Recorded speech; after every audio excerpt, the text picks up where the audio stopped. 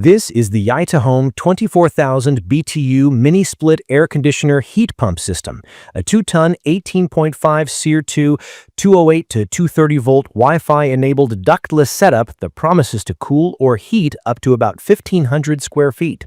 In my opinion, the headline here is straightforward: muscular, quiet performance at a sharp price, paired with some real long-term questions you should weigh before buying. In this video, I'm going to share what it's like to live with it, what stands out in daily use, and where I think the trade-offs sit, so you can decide if it fits your space and your expectations. On look and feel, the indoor unit is clean and modern in white, about 37 inches wide, 12.4 inches tall, and under 9 inches deep. The front panel is simple and tidy, the louvers move smoothly, and the display is subtle enough not to light up the room at night. The outdoor condenser has a compact footprint, and the overall fit and finish make a solid first impression from a few feet away. When I handle the metal, the casing feels lighter than what I've seen on some higher-end brands, which doesn't affect operation on day one, but does make me wonder about long-term durability if it takes a hit or lives in harsh weather. The included accessories cover the essentials: indoor head, outdoor condenser, copper line set, control wire, drain hose, wall bracket hardware, and a remote. My kit did not include niceties like a remote wall cradle or thick vibration pads for the feet. Those are easy to buy separately, but this detail hints at where the cost savings show up. The remote is backlit and easy to navigate. The app connects over Wi-Fi and supports Alexa, and the system offers modes for cool, heat, dry, auto, and fan, plus useful extras like sleep, turbo, a 24-hour timer, and a self-clean routine. Noise is rated under 50 dB on the indoor unit, and that lines up with what I hear. The fan tone is soft and unobtrusive even when it's moving a lot of air. From my experience, the installation story matters as much as performance, so here's the plain English version.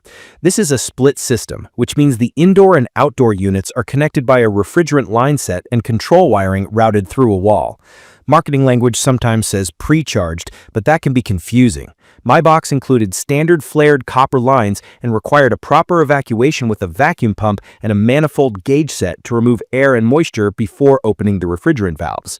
If you've seen DIY packages with quick connect pre-charged lines that you snap together without pulling a vacuum, this is not that. The manufacturer states the system should be installed by a licensed HVAC pro, and in my opinion, that's not just a legal line. Proper torque on the flare nuts, a quick nitrogen pressure test, pulling down to deep vacuum, and checking for leaks are critical steps that protect the compressor and your warranty. If you skip them, you'll risk performance issues and premature failure.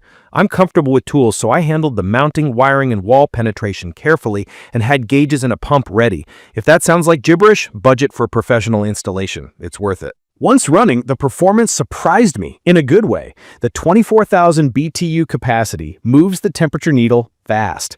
I watched an 80-degree Fahrenheit room drop to 62 degrees Fahrenheit in about an hour, and the heat pump added roughly 10 degrees Fahrenheit in a chilly space within 15 minutes.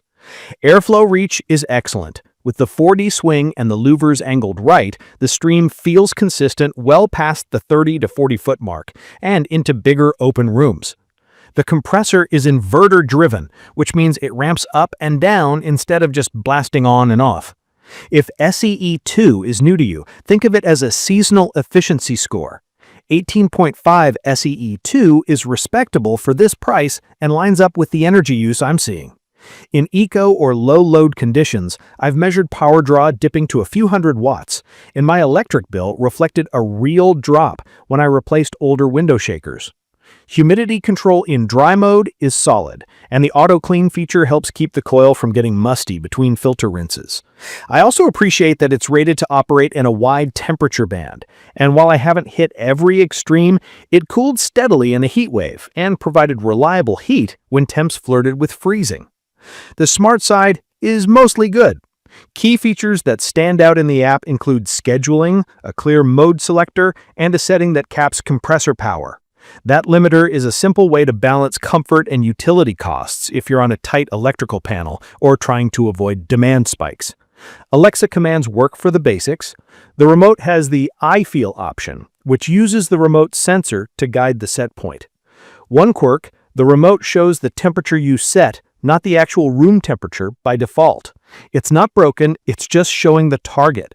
Toggling I feel gives you a more intuitive sense of what the room is doing. I did see one unit with a flaky Wi-Fi dongle that needed a quick swap under support. Mine paired fine. Now for the part I wish I didn't have to say, but I think it's important. The value here is a mix of strong performance and wallet-friendly pricing, and there's a reason people flock to systems like this. But long-term reliability and service support are the question marks. In my opinion, when you buy a budget-friendly ductless system sold mainly online, you're trading the nationwide parts network and brand-trained technician base that come with pricier names for a lower sticker price today. If a control board, fan motor, or sensor goes out 3 years in, sourcing that exact part quickly can be tough. Some HVAC shops won't work on brands they don't sell because they can't guarantee parts availability or turnaround times. That leaves you, the installer, as the likely service person for as long as you own it. I've also seen the cautionary tale where a weak fan motor pulls too much current and takes out a board, an event that's not cost-effective to fix if you can't get the parts. To be clear, my unit has been fine so far, but I've seen enough chatter among techs to consider these risks part of the purchase decision. Here's what I like, focusing on the day-to-day. The indoor head is quiet and efficient, and the airflow feels strong without a harsh fan noise. The thermostat behavior with an inverter compressor gives steady comfort instead of hot-cold swings. The app's power cap is a small but genuinely useful control for managing energy costs. The heating performance is legitimately stout for a unit at this price, which makes it practical for shoulder seasons and even some colder snaps. The price-to-performance ratio is hard to argue with. It keeps a large room or an open living area comfortable without breaking the bank. Filters slide out for quick rinsing, the auto clean cycle helps, and the 24-hour timer plus sleep mode make nighttime use easy. Alexa integration is a bonus for hands-free changes when I'm busy. It's perfect for a garage, workshop, or bonus room where comfort matters, but the space isn't mission-critical. From my experience, if you're trying to cut the cord on window units or supplement a central system that can't keep up in a far bedroom or a basement, this fills that gap with less noise and better efficiency. There are things I'd keep an eye on. The lighter gauge outdoor casing makes me extra careful during installation and yard work. I wish the box included a remote holder and thick rubber pads for the condenser feet to help tame vibration on hard surfaces. The remote showing set point instead of room temperature can confuse new users, so I explain the I feel option whenever I set this up for someone. And even though the listing mentions pro-grade components and sometimes uses pre-charged language, I treat every install like a traditional mini-split. Pull a proper vacuum, torque flares correctly, and pressure test briefly. Also, that warranty headline, 5 years on parts, 7 on the compressor, is stronger when you follow the letter of the installation requirements. I'd recommend this for folks who either plan on using a licensed installer or are highly competent DIYers with the right tools and the patience to do it by the book. So who should buy it? In my opinion, this system is an excellent value for a skilled DIYer who understands HVAC basics and is comfortable being their own first-line service person, or for anyone hiring a licensed installer and wanting a lot of capacity without premium brand pricing.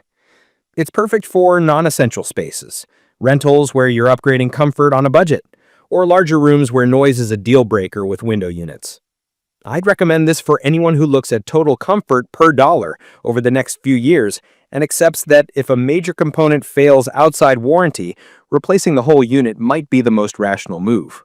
In conclusion, the YITAHOME 24,000 BTU mini-split delivers quiet, fast, and efficient heating and cooling with smart controls that actually help, especially the power limiter and the reliable inverter operation. The trade-off is the uncertainty around long-term parts access and service. If you need a system you can hand off to any local tech a decade from now, a premium brand may fit better. If you're comfortable with the ownership model I've laid out and want a lot of performance now, this is a strong play at its price.